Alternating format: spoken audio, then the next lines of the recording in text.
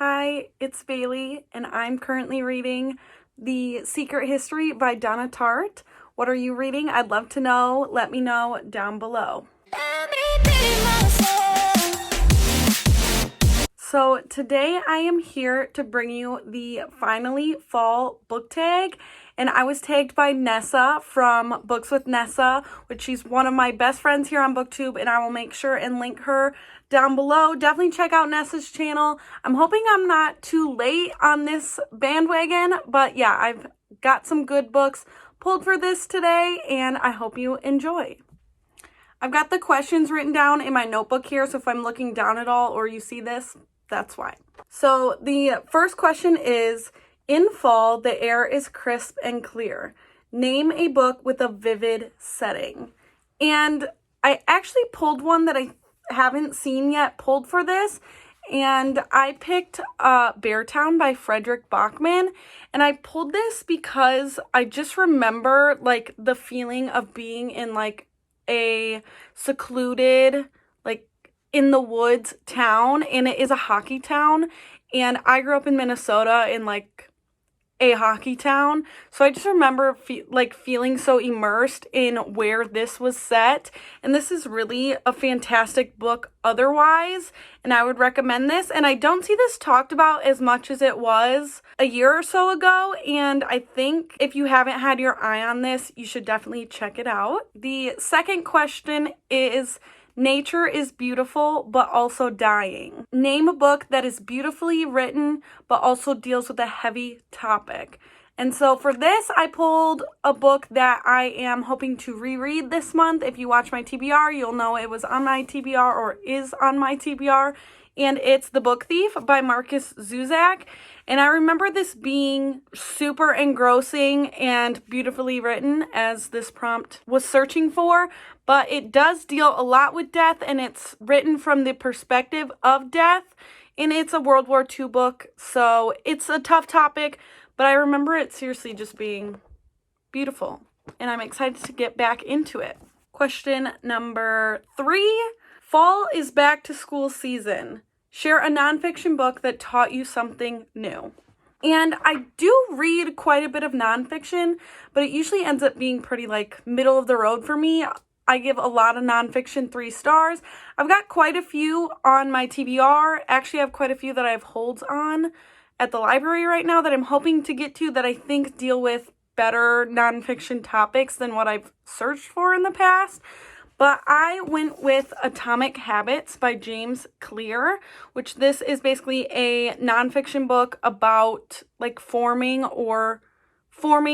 good habits or breaking bad habits. And I especially thought even just including breaking bad habits was really good in this. But yeah, I read this, I don't think this was this year. I think this was last year, and I really enjoyed everything about it. And I think if you're someone who thinks about your habits a lot, you would enjoy this. Question number 4 is, in order to keep warm, it's good to spend time with the people we love. Name a fictional family, household, or friend group that you'd like to be part of. And I actually struggled with this because I don't often feel like, oh, I wish I was with them, or I wish I was part of this, even if I am enjoying that. So I picked a book that I read super recently, and it was The Right Swipe by Alicia Rye. And I picked this not necessarily because I want to be part of our main character's family, but just I thought her family dynamic was really good and felt like wholesome and true. Basically, like, her mom is always like, I wish you would call more, and she feels like her brother's perfect, like he does everything right. Well, she, can't keep up with everything. She's a very determined person in her career, but I did have a sense of like, oh, this family's so cute and realistic. So I loved that in this book. Number 5 was Colorful Leaves Are Piling Up on the Ground. Show us a stack of books with fall colored spines. And I didn't grab these in advance because I figured I'd do it on camera and find some. So I'm going to quick grab a few books that I would consider fall colored. Okay, I think that's enough. Here is what I grabbed just on first sight, which I think this reflects like what I consider fall colors pretty well. I do go more towards like browns than anything else, I guess. This year I've really been struggling because I do own a lot of colorful clothing, and a lot of my fall colors don't really go with my blue hair. So a lot of my clothes I'm just like, oh, that kind of looks silly, but I'm gonna wear it anyway. I can't match everything to blue all year. But yeah, that's what I grabbed for fall colored books. These are all for my red shelf, so there you have it. Question number 6 is, fall is the perfect time for some storytelling by the fireside. Share a book when someone is telling a story. And I went with one of my favorite thrillers of the year, which is Home Before Dark by Riley Sager. And I went with this because nobody's necessarily telling the story, but there is an aspect in this book where you're reading parts of a written book.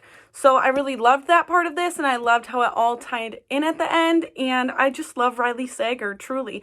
And now that I've read everything he has out currently, I'm just like, what do I do? But he did announce his book coming out in 2021. Question number 7 is, the nights are getting darker. Share a dark, creepy read. And for this, I picked basically this whole author. She writes pretty dark books, but one that I read this year by her was The Good Daughter by Karen Slaughter, and this basically starts with a massacre. Like, this starts with a terrifying scene, you're in it right away, and then we kind of, slow down and get back to what this story is about. I love Karen Slaughter, but if you're going to look into any of her books, definitely look into trigger warnings if you need to.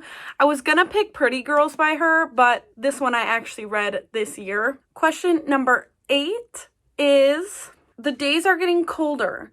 Name a short, heartwarming read that can warm up somebody's cold and rainy day. And this, again, I decided to pick a book I finished recently, and this was a reread for me. And I chose The Absolutely True Diary of a Part-Time Indian by Sherman Alexie. And rereading this just really reminded me how much I loved it the first time I read it.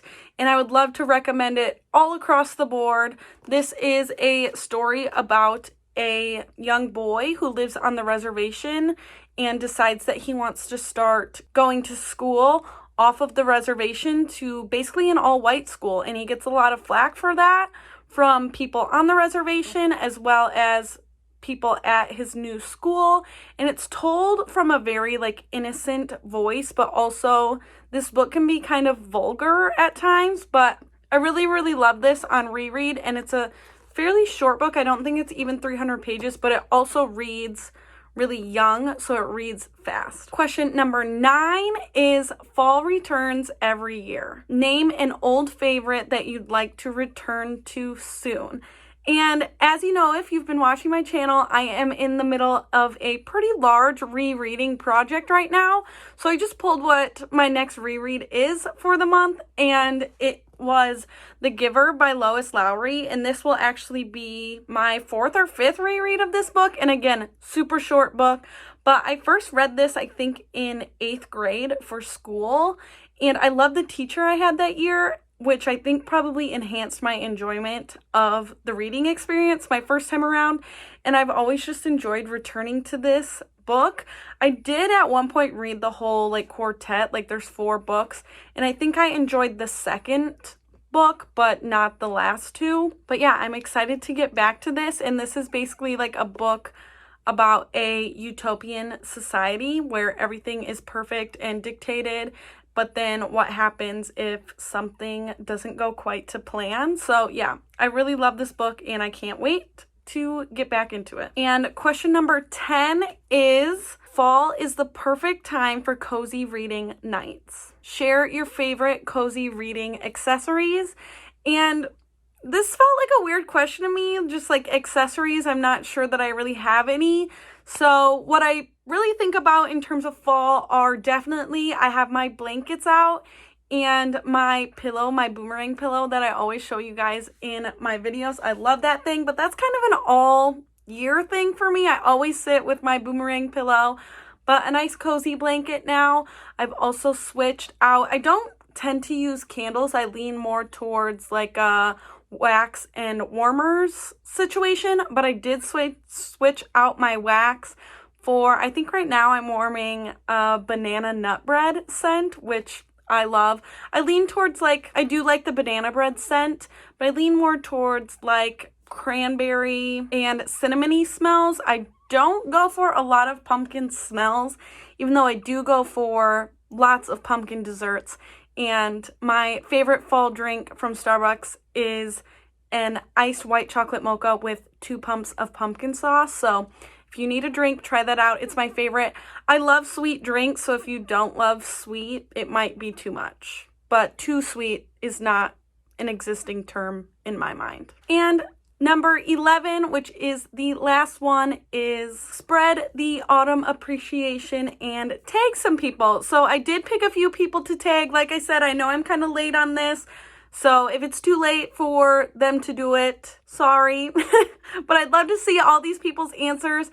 And so I would like to tag Kayla from Kayla Ray Reads, as well as Nicoletta from My Million Pages, and Ashley from Of Fiction and Fantasy. I will take all of them down below, as well as Nessuh, who tagged me today. But yeah, I hope you guys enjoyed this. This was actually my first tag video ever, so let me know if you would like to see more of these from me. But thanks for spending some time with me today, and I will see you guys next time.